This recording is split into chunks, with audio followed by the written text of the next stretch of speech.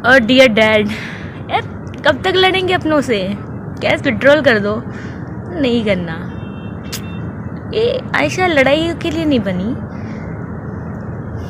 प्यार करते हैं आरिफ से, उसे परेशान थोड़ी ना करेंगे। अगर उसे आज़ादी चाहिए ठीक है, वो आज़ाद रहे।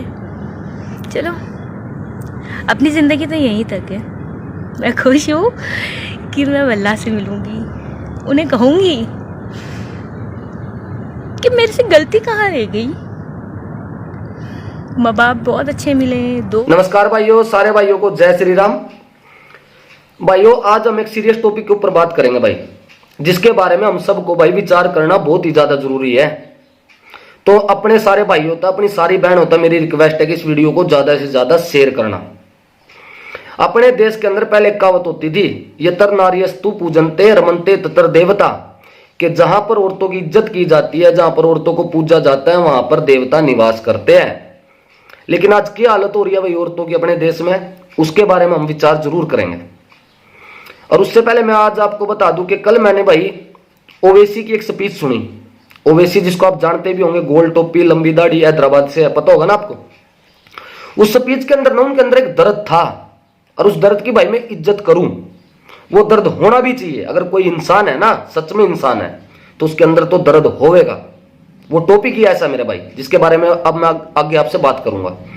लेकिन उनका दर्द भाई कहां का पक्षपात करता है, ओवैसी का दर्द पक्षपात भी करता है कहीं कहीं, उसके बारे में भी हम जरूर बात करेंगे। लेकिन सबसे पहले भाई हम मेन टॉपिक पे आते हैं भाई। अपने समाज के अंदर भाई एक ऐसी बुराई है, एक ऐसी सामाजिक बुराई है भाई, जो डिम्मक की तरह हमारे देश की बेटियों को, हमारे भारत देश की बहनों को डिम्मक की तरह ना खाए जा रही है।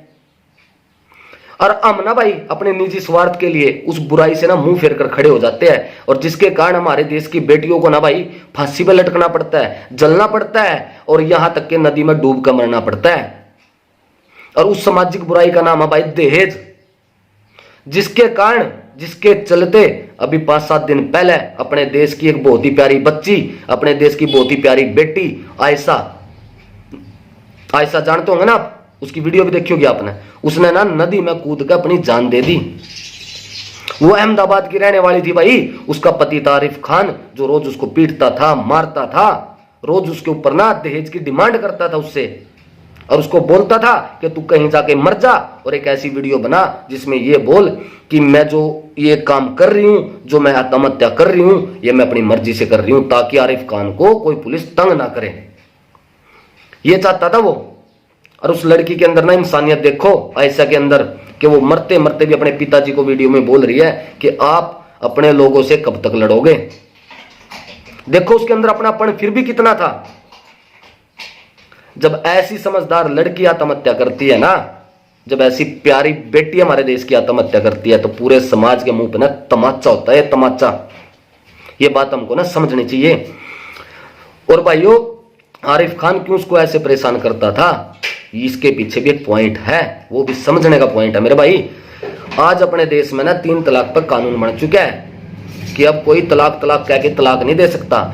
इसलिए उसकी मजबूरी थी कि उसको पीटता था, मारता था, दहेज के लिए प्रताड़ित करता था, ताकि ये इसको छोड़कर चली जाए और वो दूसरा निकाह कर ले। फिर ये मजबूरी थी उसकी, वरना वो तलाक कह के ना उसको घर से भगा सकता था। लेकिन वो कोर्टों के चक्कर नहीं काटना चाहता था, लेकिन परेशान हो रहा था उससे किसी भी वजह से लेके, इसलिए उस पर अत्याचार करता था, उसके ऊपर दहेज की डिमांड करता था। लेकिन भाई सोचने की बात तो ये है कि ये दहेज है क्या। ये दहेज, कन्यादान को दहेज में बदल दिया लोगों ने। पहले शादी होती थी, अपनी मर्जी से पिता अपनी बेटी के लिए जो भी दान करता था, कन्यादान होता था, वो चाहे वो एक मुट्ठी चावल का ही क्यों ना हो। लेकिन इसको दहेज बनाने वाले हम सब लोग हैं। पहले हम दहेज के लालच में अपने बच्चे को बेचते हैं, अपने लड़के को ना हम परचेज सेल करते हैं, सीधा अपने लड़के को ना बेचते हैं हम दहेज के चक्कर में। और फिर हम भगवान से प्रार्थना करते हैं कि एक अच्छी वधू मिले हमें। पहले अपने लड़कों को बेच दिया, और फिर कोशिश करते हैं कि एक अच्छी वधू हमें परमात्मा दे। कैसे मिलेगी भाई। बेटी के माँ बाप को तो आपने ना दसा दिया जमीन के अंदर, दहेज चला के। ये सोचने की बात है। अरे अगर आपका लड़का काबिल है तो दहेज की जरूरत के अनु बता दो, और अगर नाकाबिल है तो तो उसको चाहे करोड़ों दे दो, चाहे लाखों दे दो, चाहे अरबों दे दो, वो उसका भी विनाश कर देगा, उसको भी जीरो कर देगा। इस सामाजिक बुराई से ना भाई हमें बहुत दूर हटना होगा, इसको बिल्कुल खत्म करना होगा, वरना हमारे देश की बेटियां ऐसे डूब के भी मरती रहेगी, जलती भी रहेगी और फांसी पे भी लटकती रहेगी। बड़ी सोचने की बात है मेरे भाई। अपने लड़कों को कब तक बेचोगे आप? बहुत से लोग ये कह देते हैं कि हमने तो कोई डिमांड ही नहीं की, लेकिन फिर भी दे जाता है। अरे लड़की के पिता को फिर भी देना पड़ता है, ये तो एक कहावत है कि हमने कुछ मांगा नहीं। शादी से पहले ना 10 बार बोलो लड़की के पिता को, बार बार बोलो कि हमें 1 रुपया भी नहीं चाहिए, हमें नहीं चाहिए, अगर आपने कुछ दिया हम नहीं लेंगे। तब भी जाकर अगर उसके पिताजी अगर कुछ थोड़ा बहुत देते हैं तो इज्जत के साथ उसको ले आओ, हो सके तो वहीं छोड़ाओ, लेकिन फिर भी अगर थोड़ा बहुत कुछ दे तो इज्जत भी रखनी होती है, ले आओ। लेकिन 10 बार उसको अलर्ट करो शादी से पहले कि एक भी चीज आप नहीं दोगे, एक भी चीज नहीं चाहिए हमें दहेज में, ये बोलना सीखो। वरना ऐसे ही बेटियां मरती रहेंगी, और बेटियां मरेंगी तो बहू कहां से लेके आओगे, वंश कैसे चलाओगे? तुम्हें वंश भी चलाना है, तुम्हें दहेज भी चाहिए, ये कैसी मानसिकता बना ली तुमने? सोचो इसके बारे में कुछ।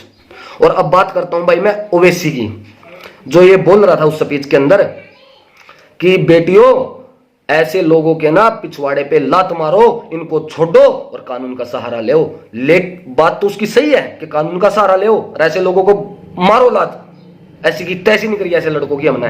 लेकिन उस ओवैसी से मेरा एक सवाल है, तू कौन से कानूनों की बात कर रहे हैं? आज कानून बना है देश में कि 3 तलाक नहीं दे सकता कोई, उसके लिए कोर्ट में जा सकती है औरत। लेकिन एक बात बता दे रहा हूं ओवैसी, जब 3 तलाक का कानून इस देश में बनने लग रहा था, विरोध वाली लाइन में सबसे आगे तू ही खड़ा था। आज याद आ गई तुझको कानूनों की? आज पता लग गया कि कानून की कितनी जरूरत है औरतों को? पता लग गया? शर्म कर कुछ कि विरोध वाली लाइन में सबसे आगे था तू, और आज तुझे कानून चाहिए। और अगर तू कानूनों की बात कर रहा है अपने वालों की, सरिया कानूनों की, तो उन कानूनों में एक भी ऐसा कानून दिखा दे जिसके अंदर औरत को कुछ भी अधिकार दिया हो, इतना सा भी अधिकार दिया हो। अरे तारे सरिया कानून के अनुसार तो निकाह होता है, तलाक तलाक तलाक कह के उसको बाहर फेंक दिया जाता है, फिर उसका हलाला होता है, फिर उसका दोबारा निकाह होता है, फिर तलाक, फिर हलाला, फिर निकाह, यही सब चलता है। जरूरत है अपने देश की जितनी भी औरतें हैं, खासकर मुस्लिम औरतें, उनके लिए कानून बहुत अच्छा बना है और उसका उनको यूज भी करना चाहिए। कोई डरने की जरूरत नहीं है किसी भी प्रकार की। लेकिन ओवैसी जैसे जब लोग अंदर दर्द होता है तो तब मुंह से निकलता है कानूनों की जरूरत है, लेकिन उससे पहले उन्हीं कानूनों का विरोध भी करते हैं लोग। ऐसे लोगों के मुंह से बातें अच्छी नहीं लगती। और इस ओवैसी को एक बात और बोलना चाहता हूं मैं, हमारे लिए आयशा भी बराबर है और नीतू भी और निकिता भी। बहन बेटियां सबकी बराबर होती है, चाहे वो हिंदू की हो, मुस्लिम की, सिख की, ईसाई की, किसी की भी हो, हम सबकी इज्जत करते हैं। भाई हम सबके लिए आवाज उठाते हैं। हम तेरे जैसे नहीं है। जब नीतू को एक जिहादिया तोड़े मार के उस दलित बहन को तोड़े मारकर चला गया, उसकी हत्या करके, और जब निकिता तोमर को सरेआम गोली मारी गई, इस ओवैसी जैसे लोगों ने एक वर्ड तक भी नहीं बोला था। इस ओवैसी को एक बात बोलना चाहता हूं मैं कि बेटियों को तो तूने समझा दिया कि ऐसे लोगों को लात मारो, इनको छोड़ दो, कानून का सहारा ले। अरे इन लड़कों को भी समझा ले, जे मदरसा छप लड़के तेरे समाज के अंदर, इनको भी समझा ले कि ऐसा काम ना करो। समझा इनको भी। अगर तू इतना अच्छा नेता है तो, अगर तेरे अंदर इंसानियत है, इंसानियत नहीं तेरे अंदर है राजनीति, और उसी राजनीति का तुम फायदा उठाते हो बस, और तुम्हें कुछ नहीं करना। तो मेरा सारे भाई आता है, प्रार्थना है मेरी सारे भाई होता, सारी बहन होता है कि भाई इस दहेज की बुराई से ना दूर रहो, छोड़ो यार इसको। देखो यार उस आयशा की वीडियो देखो यार, कैसे मरने लग रही यार वो। दहेज कहने बड़ी छोटी बात है भाई, जो देता है ना पता लगा उसको। कोशिश करो इस बुराई को खत्म करने की। ये बेटियां ऐसे मरती रहेगी ना तो ये दुनिया ही खत्म हो जाएगी। वंश चलाने की भी सोचो तुम, लेकिन बेटियों पर दहेज भी मांगो तुम, और ऐसे मरती रहेंगी। फिर बढ़ा लियो अपना वंश। इस मानसिकता को ना छोड़ना पड़ेगा।